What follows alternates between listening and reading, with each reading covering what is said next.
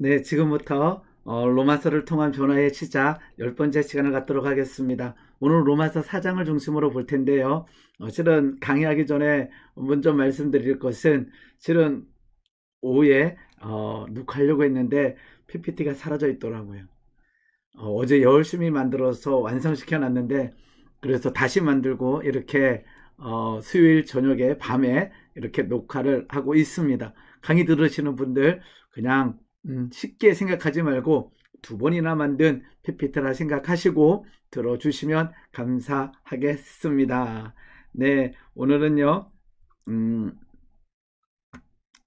그림을 먼저 보면서 강의를 한번 시작해 보도록 하겠습니다. 렘브란트 작가의 그림인데요. 렘브란트가 그린 그림 중에 참 많이 그린 그림이 있는데 그것은 뭐냐면 아브라함의 제사라고 하는 제목으로 참 많이 그렸더라고요.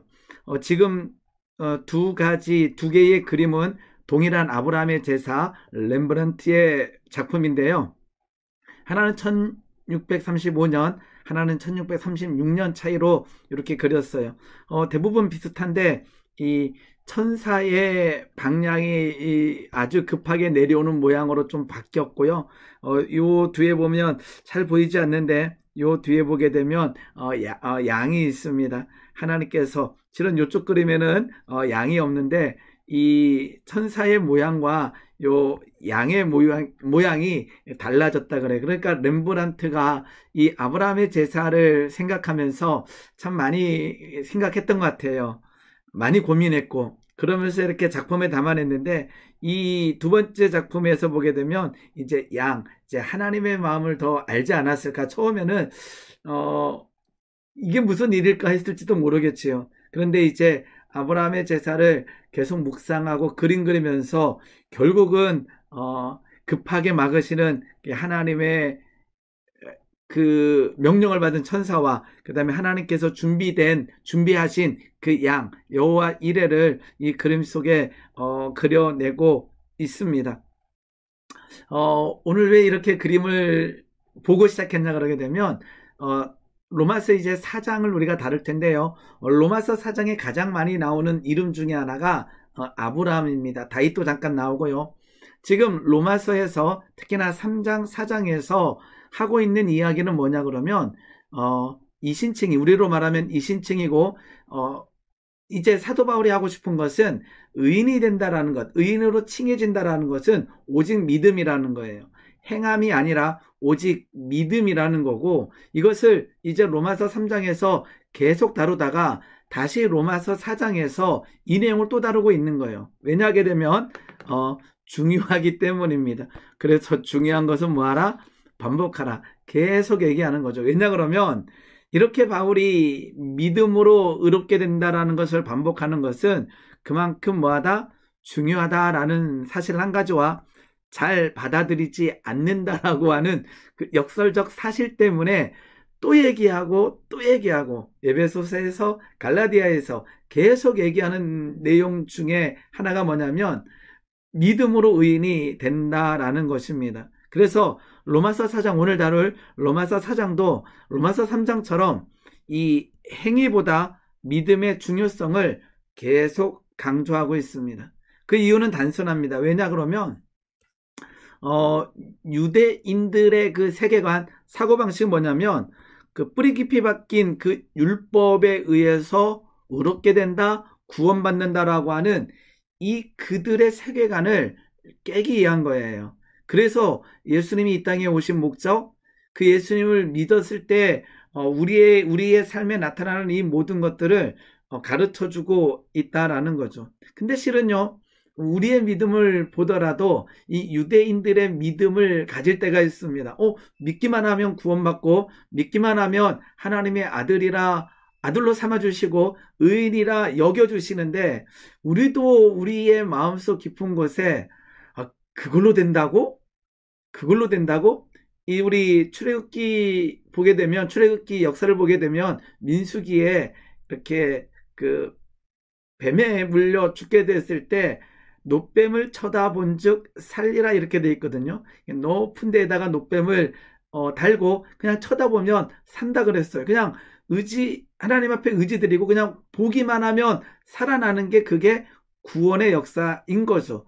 실은 하나님께서 이처럼 예수의 보혈, 예수의 십자가를 통한 우리를 위해서 죽으심, 우리를 그 보혈의 놀라운 능력으로 구원하여 주심, 주 예수를 믿으라 그리하면 너와 내 집이 구원받는 이 단순한 사실을 믿기만 하면 우리는 구원받을 수 있다는 거죠. 그런데 아까처럼 유대인들은 굉장히 오래된 사고방식 중에 율법을 지켜야만 구원받는다라고 하는 이 뿌리 박힌 이러한 사고를 깨기 위해서 로마서 3장 그리고 로마서 4장에서 계속적으로 얘기하고 있습니다.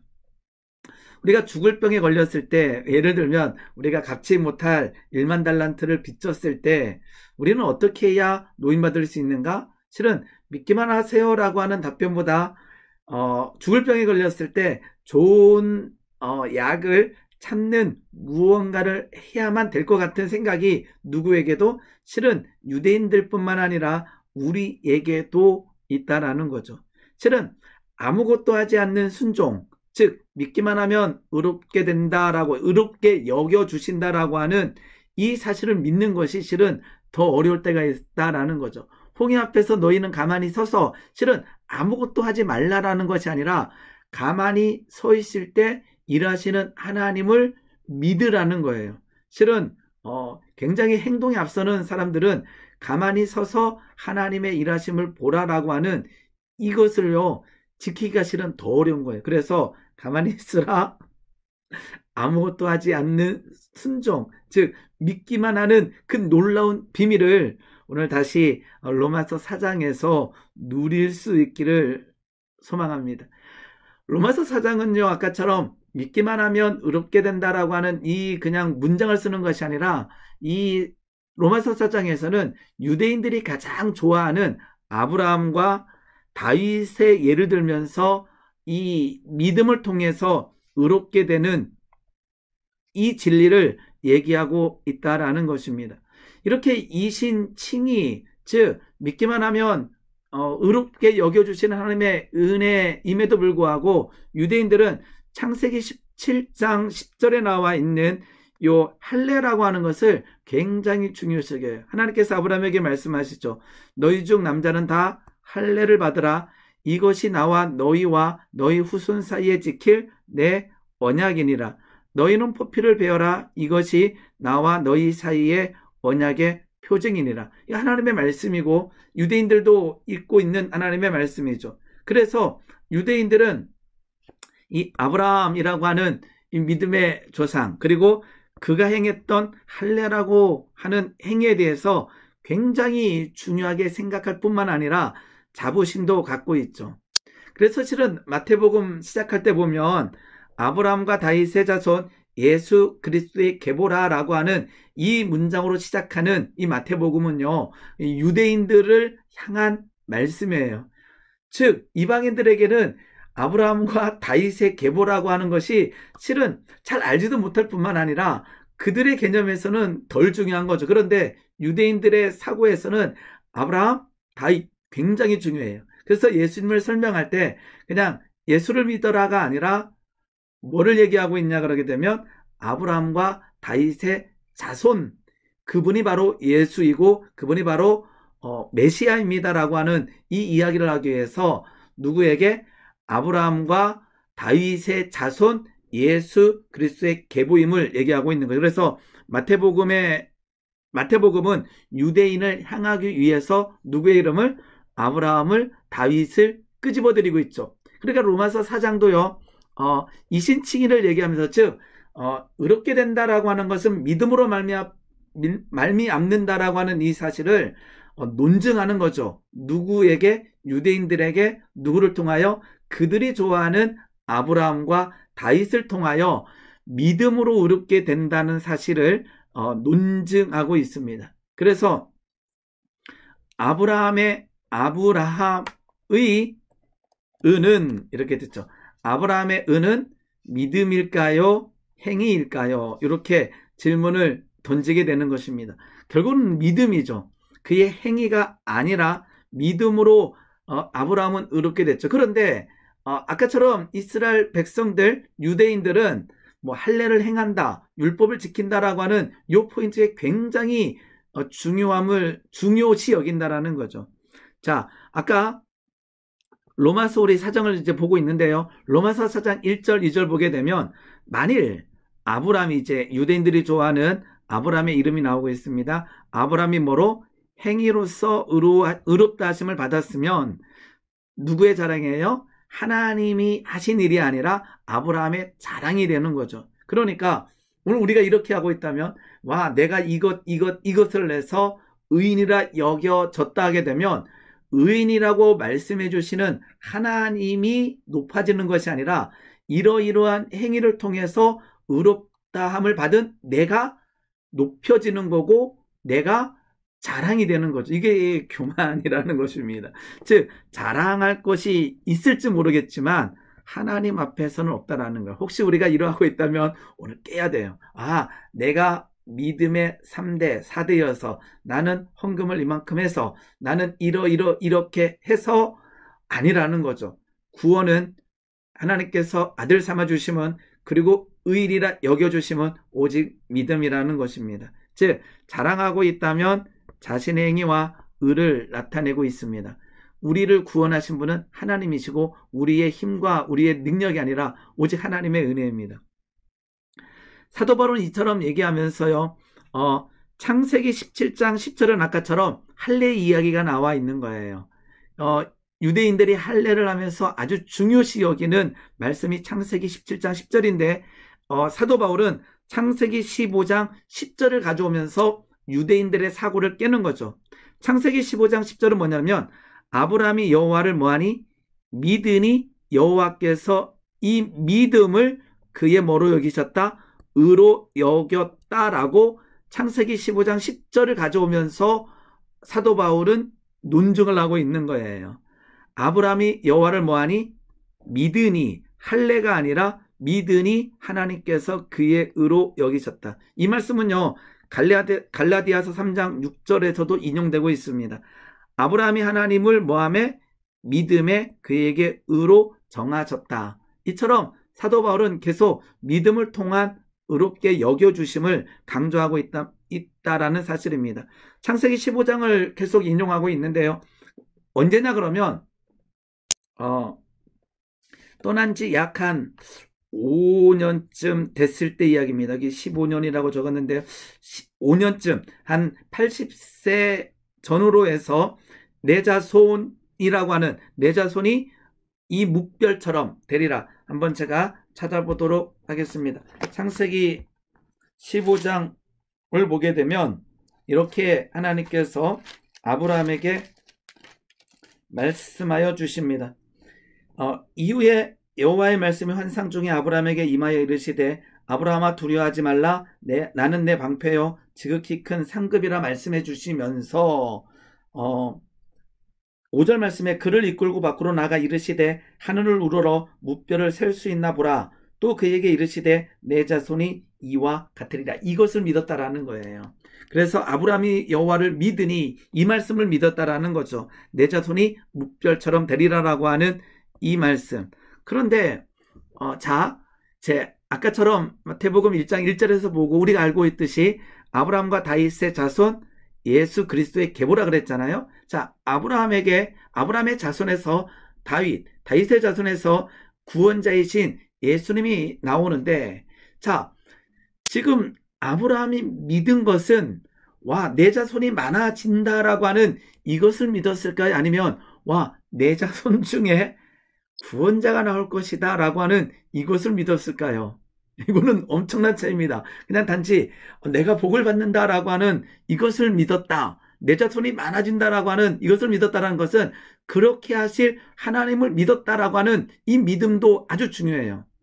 그런데 만약에 이 하나님께서 무뼈를 보여주실 때 너의 자손 그리고 이것을 믿었을 때 아브라함이 내 자손 중에 예수 그리스도 구원자 메시아를 봤다면 이것은 놀라운 일이 된다라는 거죠. 즉 아브라함이 믿었다라는 것은 자손이 많아졌다라고 하는 의미 플러스 그 자손 중에 지금 우리가 믿는 예수 그리스도의 탄생, 그 비밀을 믿었다라고 하는 이 놀라운 사실이 된다라는 거죠. 자, 한번 다시 보겠습니다. 아브라함은 믿음을 통해서 의롭다 여김을 받았습니다. 자, 아까 나눴던 아브라함은 예수를 받는가?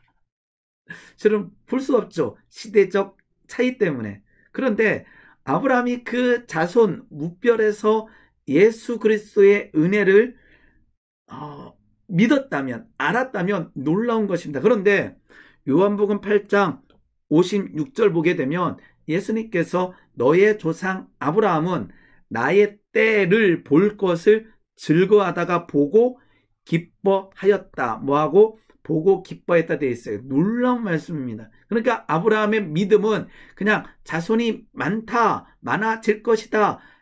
이 가나안 땅을 나에게 줄 것이다. 우리 자손들에게 줄 것이다 라고 하는 이 믿음을 넘어서서 예수님의 때를 볼 것을 즐거워하고 보고 기뻐했다라는 거예요. 놀라운 아브라함의 믿음이 여기 있습니다. 즉 그렇다면 아까처럼 그냥 자손이 많음이 아닌 자손을 통한 구원을 믿었다는 의미가 될 수 있다는 것입니다. 그리고 아브라함은 이 믿을 수 없는 가운데 믿음으로 반응한 놀라운 믿음의 소유입니다. 그것이 바로 행위가 아니라 믿음이라는 거죠. 아브라함의 순종, 하나님의 말씀을 따라갔고 이삭을 번제로 드렸고 하는 수도 없이 많은 행위, 순종 굉장히 귀합니다. 그러나 성경 곳곳에서는 그것으로 인하여 의롭게 된 것이 아니라 하나님의 말씀은 의롭다하다고 여김을 받는 것은 오직 믿음이라는 것입니다. 아브라함이 따라간 것을 아니면 이삭을 번제로 드린 것을 자랑하고 있다면 아까처럼 그것은 자신의 행위를 통해서 내가 의롭다 여김을 받았다라고 하는 그러한 주장으로 나가는 것 아니라는 거죠. 아브라함도 그러한 자랑을 할 필요가 없고 우리도 그러한 자랑을 할 필요가 없습니다.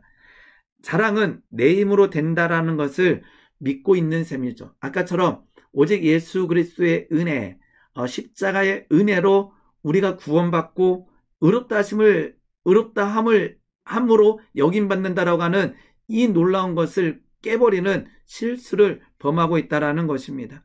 우리는 오직 믿음입니다. 자랑하지 마시고 행위가 아니라는 것입니다. 자, 아까처럼 로마서 4장 5절 계속 보게 되면 여기 보면 이를 아니할지라도 경건하지 아니한 자를 뭐 하신다? 의롭다 하시는 이를 믿는 자에게는 그의 그 믿음을 의로 여겨주신다라는 거예요. 누구에게요? 일을 하지 않았어요. 일하고 대가를 받는 것이 아니라 어떠한 행위를 하고 그것으로 인해서 너 이만큼 일했으니까 의롭다 칭해줄 게가 아니라 일을 아니할지라도 경건하지 아니한 자를 뭐 하시는? 의롭다 하시는 이를 믿는 자에게 그 믿음을 통해서 일을 하지 않았더라도 의롭다 여겨주시는 분이 바로 우리 아버지 하나님이라는 것입니다. 행함이 아닌 믿음입니다. 그런데요, 참 이 믿음이 값싼 믿음이 되지 않기 위해서는 행함이 필요하다라는 거예요. 행함이 없는 믿음은 죽은 믿음이 됩니다. 그래서 우리나라에서 이 이신칭이라고 하는 이 놀라운 비밀이 문제됐던 것이 뭐냐면 행함으로 보여지지 아니하고 믿으면 하나님의 아들, 믿으면 의인이라 여겨주심, 나 의인이네. 그래서 나중에 이제 그 밀양이라는 영화에서 그러한 영화가 태동할 수 있었던 이유가 하나님께서 원하시는 삶이 아니라 우리나라의 어떤 기독교의 신앙이 값싼 믿음, 그것은 뭐냐면 이신칭의를 너무 쉽게 생각하는 그 사고로 인해서 너무 편하게 믿어버리는, 즉 아까처럼 행함이 없어도 된다라고 하는 이 사실이 지금 너무 좋은 거죠. 막 살아도 된다. 나 믿어요. 예수님 믿습니다. 주님만이 나의 구원자, 십자가의 보혈로 나는 구원받았습니다. 나는 죄인입니다. 끝. 이게 아니라는 거죠. 이 고백으로 하나님께서는 우리를 죄를 덮어주시지만 이 땅에서 성령의 열매, 믿는 자의 열매를 맺기를 원하신다라는 거예요. 우리에게 아브라함의 믿음이 필요합니다. 좀 이따 계속 아브라함의 믿음이 어떠했는가를 보겠지만 아브라함의 믿음으로 보겠습니다. 아브라함의 믿음이 필요합니다. 그것은 실은 값싼 믿음이 아니라 아브라함의 순종과 행함이 뒤따랐다는 거죠. 창세기 12장 보게 되면 하나님께서 말씀하셔요. 아브라함에게 너는 고향과 친척과 아버지의 집을 떠나라. 그래서 보여주시면 갈 게 아니라 하나님의 말씀을 따라 그냥 가는 거예요. 그것이 바로 믿음이고 그 따라가는 그것 역시 믿음이라는 거죠. 그럼에도 우리는 그 순종과 행함을 자랑할 수 없는 자들입니다. 계속 로마서 4장은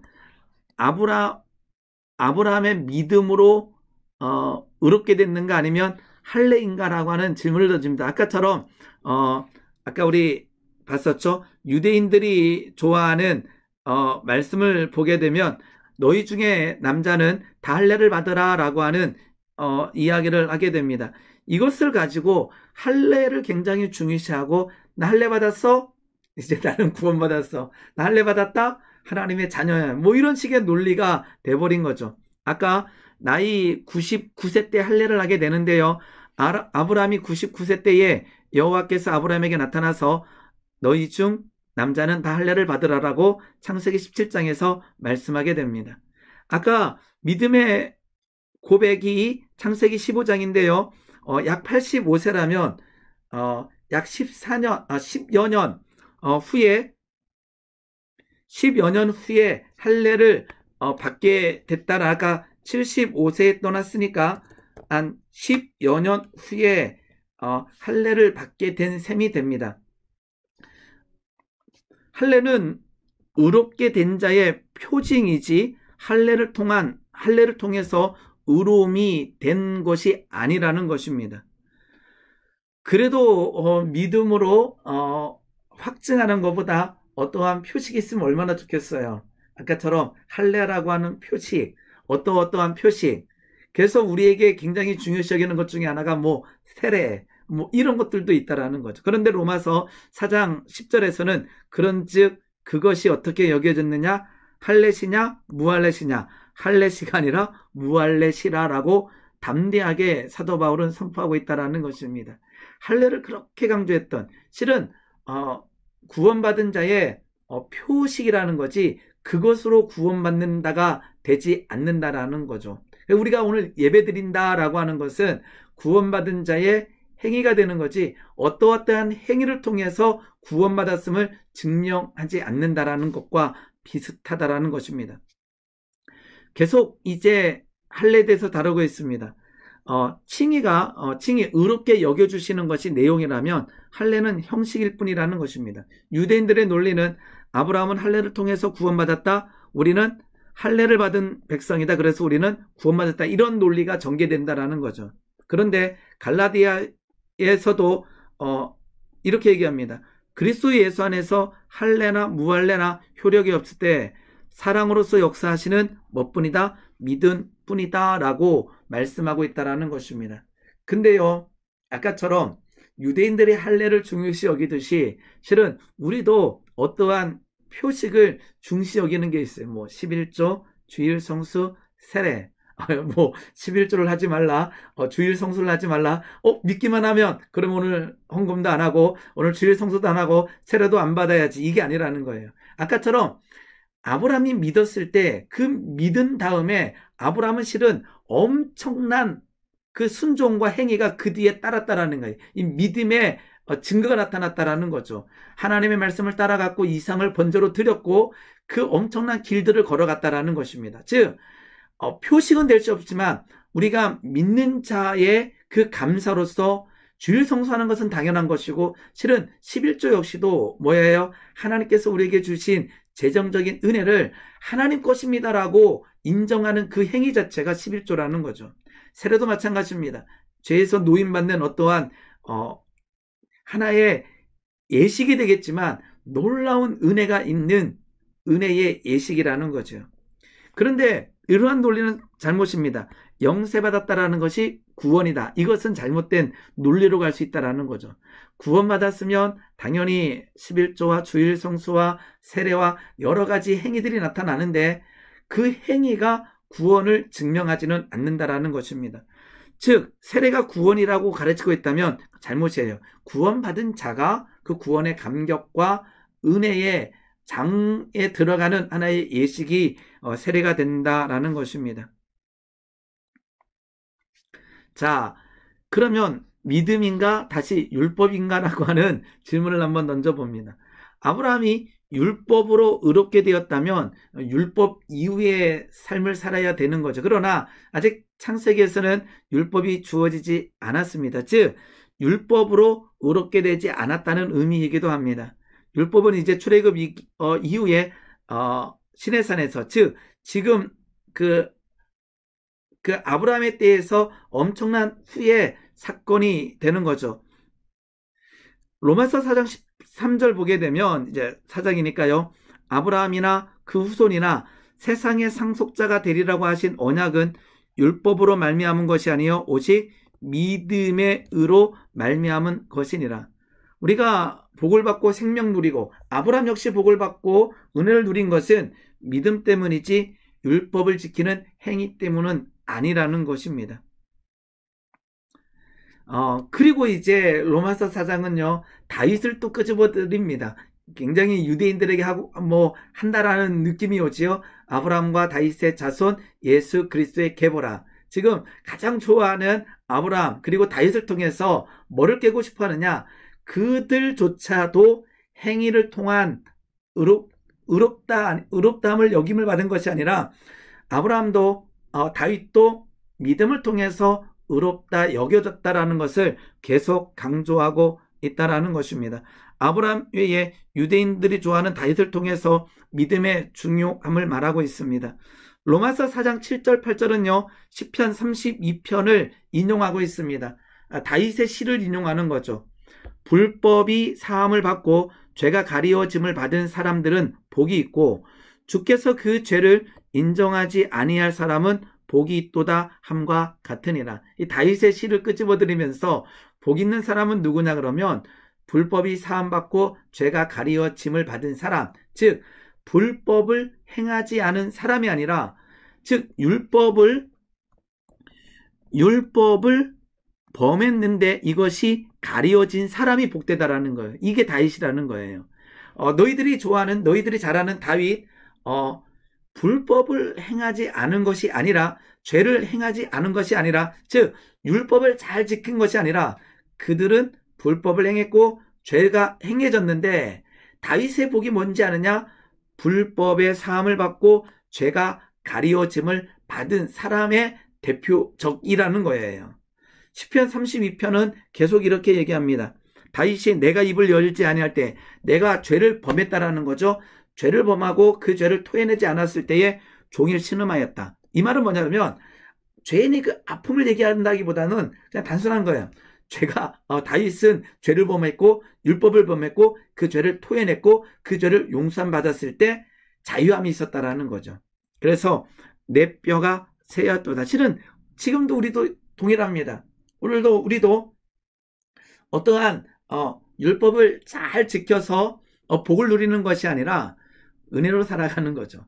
오늘 혹시나 죄를 범했을 때도, 우리가 무너졌을 때에도 그것을 그냥 입을 열지 아니하고 신음하고 내 뼈가 쇠하는 삶을 살아가는 것이 아니라 토해내는 거죠. 말씀을 믿고 예수 그리스도의 보혈의 놀라운 능력을 믿으며 예수의 피를 힘입어 성수에 들어갈 담력을 얻어서 내 죄가 있지만 내가 죄가 있기 때문에 성수에 들어가지 못하는 것이 아니라 믿음 가지고 예수의 피를 가지고 내 죄를 토해내고 내 죄를 예수님 앞에 안수하는 거죠. 어린 양에게 안수할 때에 자유케 되는 거예요. 내 진액이 빠져서 여름 가뭄에 마름같이 되었도다. 너희들이 좋아하는 다윗 죄를 범했어. 그리고 뭐예요? 종일 신음했고 쇠하였고 여름 가뭄에 마름같이 되었는데 그에게 어떠한 은혜가 있었느냐? 그 죄를 토해내고 회개했을 때, 통회하고 자복했을 때, 즉 율법을 완전히 지킨 자가 아니라 죄에 묶여 있었지만 그 죄가 회개를 통해서 토해냈을 때에 다윗 또한 자유함을 누렸고 하나님께서 품어주셨다라고 하는 이 내용을 하고 싶은 거죠. 즉 다윗의 이야기를 통해서 사도 바울이 하고 싶은 것은 다윗의 죄를 짓지 않았기 때문에 의인이 된 것이 아니라 그 역시 죄인이었고 그 죄를 회개를 통해서 잘 처리했기 때문에 의인이라고 칭해지는 은혜를 누렸다라는 거죠. 다시 이신칭에 한번 보겠습니다. 로마서 4장 5절, 4절 5절 보게 되면 아까처럼 이러는 자에게는 그 삭시 은혜가 아니라는 거예요. 이를 통해서, 행위를 통해서, 할례를 통해서, 율법의 온전한 지킴을 통해서 주어지고 있다면 그건 아니라는 거죠. 그러면 그것은 보수로 여겨져요. 내가 잘나서, 내가 유대인으로 태어나서, 내가 할례 받아서 아니라는 거죠. 이를 아니할지라도 경건하지 아니한 자를 의롭다 하시는 이를 믿는 자에게는 그 믿음을 통해서 의인이라고 뭐 해주셔요? 여겨주신다라는 거예요. 이를 아니할지라도 의롭게 살지 못하는 우리들의 모습이고 경건하지 아니한 자, 성품이 깨끗하지 못한 우리들의 모습입니다. 그런데요, 이러한 자의 뭐를 통하여? 믿음을 통하여 의롭게 여겨주신다는, 이게 은혜고 이게 감격이고 이게 기쁨이라는 거예요. 이게 우리를 담대케 하는 거고 이것이 또 우리를 겸손케 하는, 조심하셔야 됩니다. 담대케 하는 것이고 이러한 은혜가 우리를 겸손케 하는 거예요. 이것이 내 힘과 내 능으로 되었다면 겸손할 필요가 없이 우리는 교만해야 돼. 그런데 아니에요. 이러한 자들, 이를 아니할지라도 경건하지 아니한 자를 믿음을 통해서 의롭게 하시는 그 하나님의 은혜가 있기 때문에 우리는 담대해야 되고 우리는 겸손해야 된다라는 거죠. 아까 여겨주신다, 여겨주신다. 4장 보면요, 여겨주신다라고 하는 이 문장이 굉장히 많이 나와요. 4장 3절에 그에게 의로 여겨진 바, 5절에 그의 믿음이 의로 여기시나니, 그의 믿음을 의로 여기시나니, 6절에 하나님께 의로 여기심을 받은 사람은, 9절에 그 믿음이 의로 여겨졌다. 이 여겨졌다라고 하는 단어의 뜻은 하나님께서 바로 그냥 인정해 버리신다라고 하는 의미입니다. 즉 아까처럼 우리가 의롭게 살지 못했지만 의롭게 산 사람처럼 여겨주시는 거예요. 깨끗한 성품이 아닌데도 깨끗한 사람으로 인정해 주시는 거예요. 왜요? 예수님의 보혈 십자가의 은혜로 그렇게 된다라는 것입니다. 다시 살아나시기 바랍니다. 겸손하시기 바랍니다. 그것이 이신칭의의 의미이기도 합니다. 즉 하나님께서 이신칭이라고 여겨주실 때 우리 체면 차릴 때가 있어요. 믿음이 없는 거예요. 아까처럼 약간 뻔뻔하다 할 정도로 우리는 담대해야 돼요. 그런데 뻔뻔하는 것은요, 사람에게 가서 뻔뻔한 것이 아니라 하나님 앞에 나아갈 때 사단 앞에 뻔뻔해야 돼요. 우리를 정죄하려고 하는 사단 앞에 담대해야 되는 거죠. 그런데 사람 앞에는 아까처럼 내 힘과 내 능으로 의롭다함을 여김을 받은 것이 아니기 때문에 겸손할 필요가 있다는 거죠. 아까처럼 체면을 차리지 말라라고 한 것은 나 같은 것이 어떻게 용서받을 수 있나요? 얼마나 귀한 고백처럼 느껴지는지 몰라요. 얼마나 많은 죄를 지었는데 나중에 좀 떳떳해지면 좀 내가 그때 가서 믿을게. 지금은 너무 죄가 아니라는 거예요.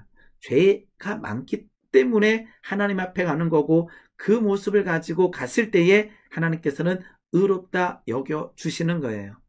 아까처럼 항상 나 같은 죄인 이러면서 겸손한 것 같지만 담대함이 없다면요, 그것은 믿음이 없는 거예요. 우리 믿음 있는 자는요, 담대해야 돼요. 근데 그 담대함은, 그 떳떳함은 하나님 앞에 나아갈 때 사단 앞에서 담대하게 진리를 가지고 선포해야 돼요. 그런데 우리가 참 많은 죄를 우리 가족 아니면 사람들 앞에 보였잖아요. 겸손해야 되죠. 나는 죄인입니다.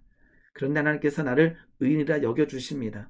여기서 사람 앞에 떳떳하거나 막 담대해버리면요, 그들은 우리를 볼 때 교만하게 보여진다라는 거죠. 아브라함의 믿음은요, 아내를 누이라 한 사건 이후에 좀 나타나기도 해요. 창세기 20장 보게 되면 그 아브라함이 아내 사라를 아내라 하지 못하고 누이라는 두 번째 일이 일어납니다.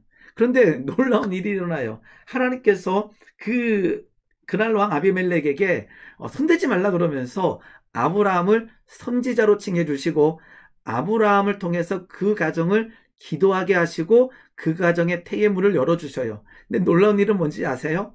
하나님께서 아브라함에게 시켰잖아요. 너는 그 아비멜렉에 가서 기도해줘라. 그 태의 문이 열리도록 기도해줘라 했을 때 아브라함이 가는 거예요.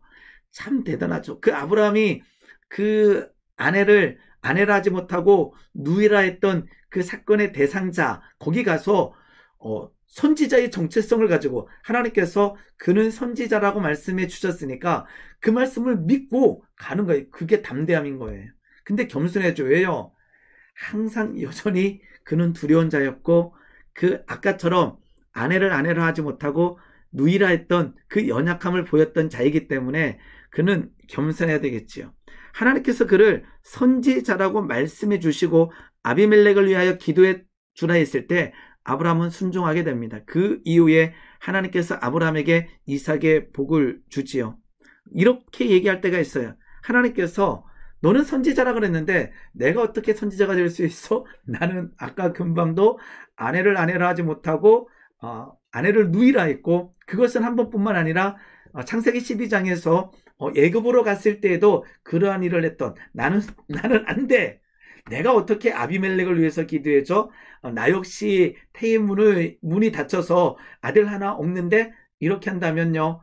그것은 겸손한 것이 아니라 믿음이 없는 거죠. 믿음이 있는 자는 하나님께서 나는 너를 선지자로 세웠다 그러면 아멘. 가서 기도해줘라 그러면 아멘 하는 거예요. 그 이후의 일들은 누가 하셔요? 하나님이 하신다라는 것입니다. 그러면 이제 아브라함은 믿음을 통해서 의롭다 하다고 여겨졌어요. 그러면 우리가 아브라함의 믿음을 쫓아가려고 조금 시도해야 되지 않을까요? 왜요? 우리도 의인이라고 여김을 받고 담대해야 되잖아요. 자, 아까처럼 믿음으로 의인이 됐다는 놀라운 사실은 우리에게도 감사가 돼요. 아브라함이 중간중간에 믿음이 연약한 말과 행동을 함에도 불구하고 하나님께서 아브라함을 의인으로 여겨주셨다라는 것은 놀라운 것은 뭔지 아셔요? 우리도 그러하겠다라는 거죠. 로마서 4장 23절, 24절 보게 되면 놀라운 말씀이 있습니다. 아브라함에게 의로 여겨졌다 기록된 것은 아브라함만 이해한 것이 아니요 의로 여기심을 받을 누구? 우리도 위함이니 이렇게 돼 있어요. 곧 예수 우리 주를 죽은 자 가운데서 살리신 이를 믿는 우리를 위함이라는 거예요. 와, 아브라함이 그 믿음이 연약한 말과 행동을 했음에도 불구하고 그의 믿음을 통해서 의롭다함을 받았다라고 하는 이 사실은 아브라함에게만 귀한 소식, 기쁜 소식이 아니라 오늘 현재 곧 예수 우리 주를 죽은 자 가운데서 살리신 이 하나님을 믿는 우리에게도 너무나 귀하다라는 거예요. 즉 뭐야 그러면 아브라함의 넘어짐, 쓰러짐, 연약함, 우리에게도 역시 넘어짐, 연약한 것처럼 느껴지는 때가 너무나 많다라는 거죠. 그 가운데 우리는 또 믿는 자예요. 그러한 자에게 하나님께서는 아브라함처럼 은혜를 베풀어 주십니다. 그럼에도 불구하고 믿는 자를 의인으로 여겨주시는 분이 우리 하나님이시고 그러한 아브라함을 의인으로 삼아주셨다라는 거죠. 자, 맞습니다. 믿기만 하면 됩니다. 누구처럼요? 아브라함처럼, 다윗처럼. 그래도 안심이 안 돼요. 왜냐하면 믿음인가 행함인가라고 하는 이 논리는요. 기독교의 논쟁이 될 수밖에 없어요. 그런데 실은 둘 다 맞는 거죠. 요한복음 6장 47절 보게 되면 진실로 너희에게 이르노니 믿는 자는 영생을 가졌느니라. 이건 믿음을 강조하는 말씀이고 마태복음 7장 27절 우리가 잘 아는 말씀이죠. 나더러 주여 주여 하는 자마다 다 천국에 들어갈 것이 아니다. 뭔가 순종, 행함을 요청하고 있는 내용입니다. 그런데요, 실은 둘 다 중요합니다. 십자가 강도 사건 우리가 잘 알죠? 제 어릴 때는 굉장히 실은 살짝 기분이 나빴던 말씀이기도 합니다. 왜냐 그러면 아니 그렇게 막 살다가 십자가에서 그 고백 하나로 천국 간다고? 이렇게 어릴 때부터 이 힘겹게 믿는 그때는 믿음이 힘겹다라고 생각했기 때문에 그런 생각을 했던 것 같아요. 다른 사람처럼 놀지 못하고 다른 사람처럼 뭐 재밌는 거 못하고 나는 매일 묶여 있어 이 생각을 하게 되면요 이렇게 강도가 좋게 느껴져요. 근데 아니죠. 우리의 믿음은 오늘 살아가는 오늘 현실에도 믿지 아니한 자들보다 더 평강하고 더 평안하고 더 은혜를 누리고 그렇다면요 끝에 가서 믿는 자가 부러운 것이 아니라 오늘 더 빨리 믿는 것이 복되다라는 것이 인정돼야 된다라는 거죠. 저 어렸을 때는 그게 인정 안 되다 보니까 나도 막 살다가 나도 세상의 모든 즐거움을 누리다가 죽기 직전에 내가 믿습니다라고 할까라고 하는 생각을 한 적도 있었습니다. 근데 디모데후서 4장 10절 보게 되면 그 데마라고 하는 사람이 나오는데 이렇게 얘기합니다. 데마는 이 세상을 사랑하여 나를 버리고 데살로니가로 갔다라고 되어 있습니다. 믿음을 상실하고 버린 것처럼 보여집니다. 이것은 조금 더 깊은 논쟁이니까요. 넘어가도록 하겠습니다.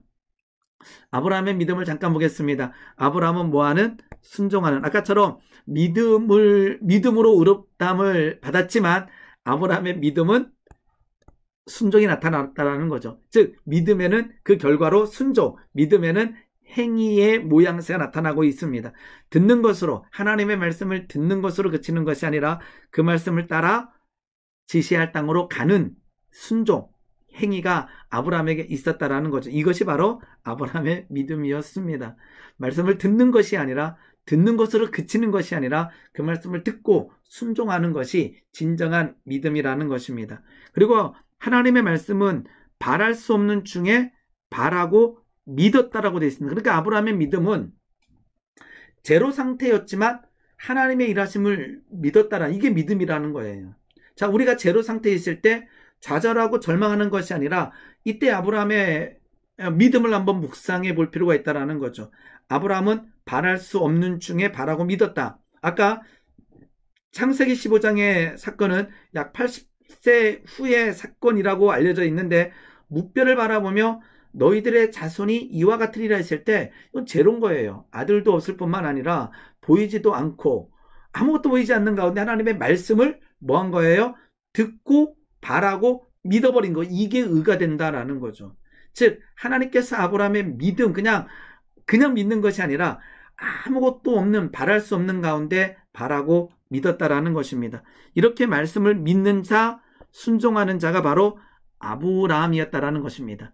듣고 바라고 믿었고, 듣고 그 말씀을 따라갔고, 이러한 아브라함의 믿음이 우리의 믿음이 되기를 소망하여 봅니다. 계속요, 아브라함은요, 믿음 100세 때 로마서 4장은 이렇게 설명합니다. 그가 100세나 되어 자기 몸이 죽음과 같고 사라의 태가 죽음과 같음을 알고도 믿음이 약하여지지 아니하고, 이게 아브라함의 믿음이었다라는 거죠. 그런데 지금 로마서 4장 19절은 믿음이 약하여지지 아니하였다라고 하나님께서 아브라함의 믿음을 굉장히 높게 평가해 주셔요. 이게 아브라함의 믿음이죠. 그런데 아까 앞으로 가보게 되면 창세기 15장에서 무뼈를 바라보며 너희 자손이 이와 같으리라 했을 때에 아브라함이 그 말씀을 하시기 전에 아브라함은 이렇게 얘기합니다. 나는 자식이 없사오니 나의 상속자는 이 다메섹 사람 엘리에셀입니다. 믿음이 없는 고백이에요. 근데 하나님께서는 이러한 아브라함에게 믿음이 있다라고 얘기해 주는 거예요. 이게 놀라운 감사한 일이라는 거예요. 자, 창세기 17장 17절 보게 되면 아까 100세 때에 로마서 4장 19절에는 100세 때에 뭐 했다? 믿음이 약하여지지 아니했다 그랬는데 창세기 17장 17절은 나이 99세, 즉 1년 전의 이야기입니다. 아브라함이 엎드려 웃으며 마음속으로 이르되 100세 된 사람이 어찌 자식을 낳을까? 사라는 90세니 어찌 출산하리요 하고 아브라함이 이에 하나님께 아뢰되 하나님, 이스마엘이나 이제는 안 됩니다. 끝났습니다. 안 됩니다. 이제는 생식할 수 없습니다. 그 먼저 태어난, 하갈을 통해서 태어난 이스마엘이나 하나님 앞에 살기 원합니다. 이 고백이 믿음의 고백인가요? 아니라는 거죠. 그런데 참 놀라운 것은, 감사한 것은 하나님께서는 이러한 아브라함의 믿음이 있다라고 얘기해 주는 거예요. 이것이 감사한 거죠. 왜냐하면 오늘 우리는요, 퍼펙트한 믿음이 안 될 때가 있어요. 오늘도 흔들리고, 오늘도 과연 나에게 우리 가족에 그러한 일이 그 말씀대로 흔들리는, 그럼에도 불구하고 제가 강조하는 것은 붙어 있으라, 예배 현장에 있으라, 하나님 앞에 나아가라는 거예요. 아브라함이 아까처럼 하나님 앞에서 웃으면서 어떻게 100세 된 사람이 자식을 낳습니까? 사라 90세거든요. 하나님, 이스마엘이나 하나님 앞에서 잘 살기를 원합니다. 이러한 고백을 하는 사람에게 믿음이 약해지지 아니하였다라고 놀라운 말씀을 해주시는 거예요. 너무나 감사한 말씀이라고 저는 생각하고 있습니다. 사라도 잠깐 보고 갈게요.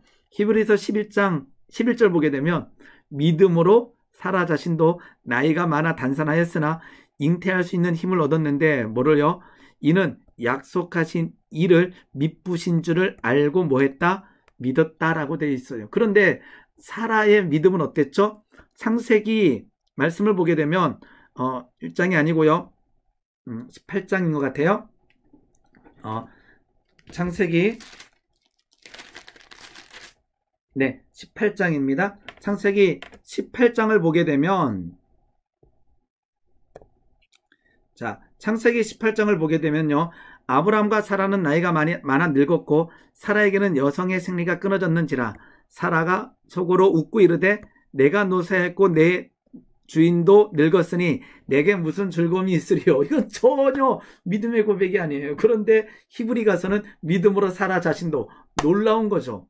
와, 어쩌면 내가 나를 볼 때에 내가 과연 믿음이 있는 사람인가?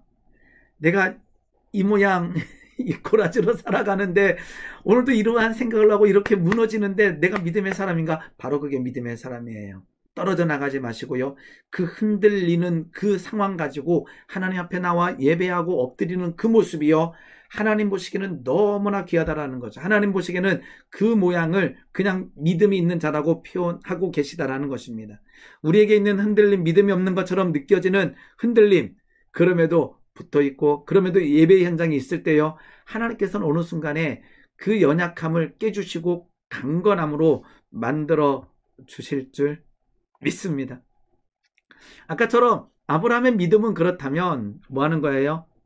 흔들리면서도 붙들고 있었던 게 아브라함의 믿음이라는 거예요. 그리고 한 가지 더 믿었던 것은 하나님을 믿은 거예요. 하나님.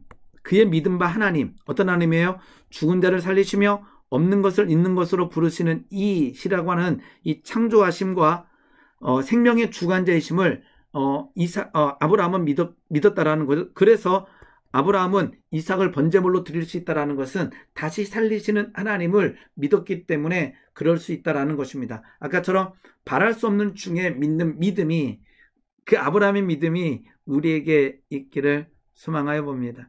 로마서 4장 24절 마지막에 가게 되면 예수는 우리를 범죄한 것 때문에 내주셨고 우리를 의롭다 하시기 위하여 살아나셨느니라. 십자가의 은혜 부활의 놀라운 능력이 우리를 죄에서 건지시고 죄인된 우리를 그 예수의 보혈로 힘입어 나아가는 자들에게 의롭다 여겨 주신다라는 것입니다. 그러면 오늘 우리에게 필요한 것은 무엇입니까? 우리에게 필요한 것은 무엇이냐 그러면 믿음이 있어야 돼요. 어떤 믿음요? 하나님을 온전히 믿는 믿음이 있어야 되겠죠. 그 믿음을 가지고 하나님께서는 우리를 의롭다 여겨주십니다. 그런데 놀라운 더 중요한 것은 그 의롭다 하심을 여겨주시는 하나님의 말씀을 이 땅에서 흔들리는 가운데 무너지는 가운데 살아내려고 우리는 애를 써야 우리의 자유의지를 가지고 애쓰고 노력할 필요가 있다는 거예요. 그게 그 싸움 가운데 또 지고 쓰러지지만 다시 성령의 도우심을 통하여 우리는 성장하고 있는 거예요. 성화되어져 가고 있다라는 것입니다. 우리 그 영화 밀양을 보게 되면요. 우리 잠깐 한번 영화를 잠깐만 한번 볼게요. 이번에 부흥회를 하는데 내가 보니까 주제가 상처받은 영혼을 위한 기도해라.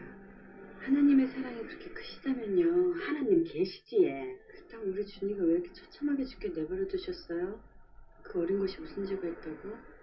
한 귀로 듣고 한 귀로 흘리던 시내가 가장 밑바닥으로 마음이 떨어진 순간에 그 현실물을 보고 교회를 찾아가서 온 몸으로 통곡을 하거든요.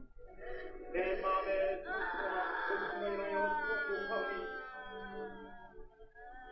하나님이여 치유해 주소.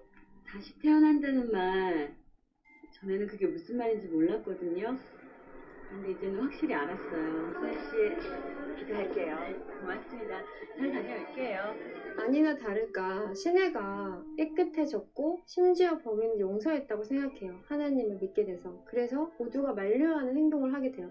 마음으로 용서하면 된다 아닙니까? 근데 교도소 면회까지 가가 용서한다는 말까지 하고 그럴 필요까지 있나 이거지. 뭐 신혜 씨가 성자도 아니고. 왜요? 그렇게 긴 시간이 지나지 않았음에도 사건으로부터 그 범인을 보러 가겠다고, 면회를 하겠다고, 그 범인을 용서할 수 있을 것 같다고 찾아가요. 그리고 엄청난 소식을 듣게 되죠. 그래 좋네요. 생각보다. 아무리 큰 죄를 지은 죄인이라도 하나님은 건강을 주시잖아요. 준이 어머니한테 우리 하나님 아버지 이야기를 듣게 되니 참말로 감사합니다. 저도 믿음을 가지게 되었거든요. 하나님을 알게 됐다니 다행이네요. 하나님이 이 죄 많은 놈한테 손 내밀어 주시고 그 앞에 엎드리가 지은 죄를 회개하도록 하고 제 죄를 용서해 주셨습니다. 하나님이 죄를 용서해 주셨다고요? 눈물로 회개하고 용서받았습니다. 하나님을 믿고 나만 사랑을 받을 자격이 있다고 또 생각해 버린 거죠. 나는 피해자니까, 나는 선량하니까. 신혜 씨. 신은 모두에게 공평하잖아요. 신이 당신은 특별한 사람이야 라고 말하는 건 모두에게 말하는 거거든요. 그걸 또 받아들이지 못하는 거예요.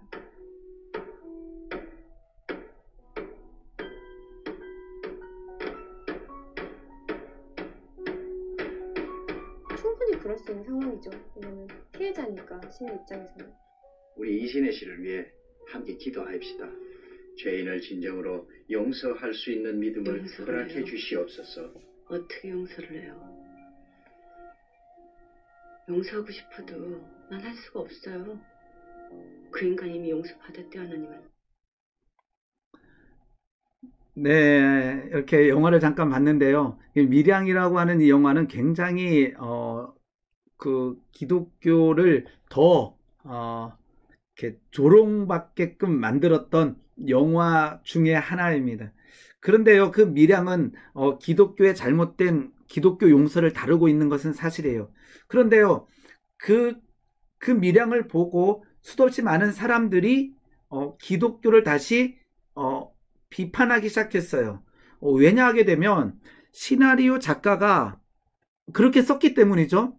그런데 놀라운 것은 그 밀양이라는 영화를 보면서 기독교를 비판하는 사람들의 눈에는 그 시나리오 내용이 맞다라는 거예요.